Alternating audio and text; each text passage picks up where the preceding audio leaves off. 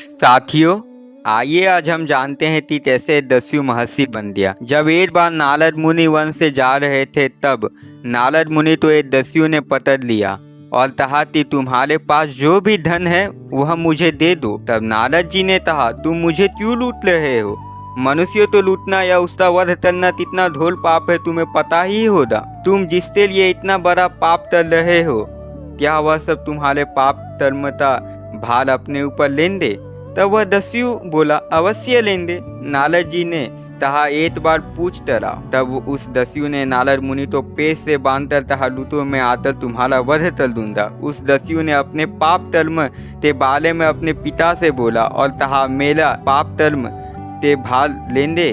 तब उससे पिता ने कहा, नीच, तू मेरा पुत्र होकर यह पाप कर्म करता है, दूर हट मेरे सामने से। तब उसने अपने माँ से कहा, माँ, मैं तुम्हारा भरण पोषण लूट और हत्या से करता हूँ। तब उसकी माँ बोली, कितना बड़ा दुष्कर्म है माँ, क्या तुम मेरे पाप का भार लोगी? माँ ने कहा, कौन मैं तुम्हारे पाप का भार नहीं लूंगी। इसी तरह अब पत्नी ने भी पाप का भार लेने से मना कर दिया। तब उस दस्यु के नेत्र खुले। उसने कहा, यह है इस संसार की रीति।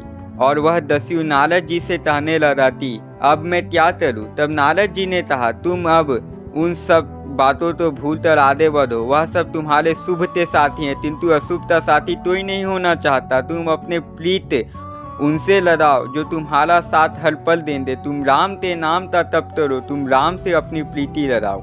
उसके बाद वह दस्यु अपनी साधना के लिए अरण्य प्रदेश चला गया।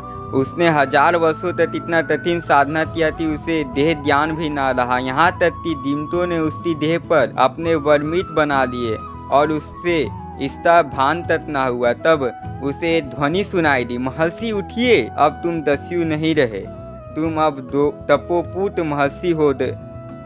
तुम ईश्वर ध्यान में इतने तल्लीन थे कि तुम्हारी देह ते चतुर्दित जो वर्मित बन गए उनका तुम्हें ज्ञान तक ना हुआ। इसलिए आज से तुम वाल्मीकि के नाम से प्रसिद्ध हुए। साथियों, आगे चलकर वाल्मीकि जी ने ही रामायण जैसे महाकाव्य की रचना की।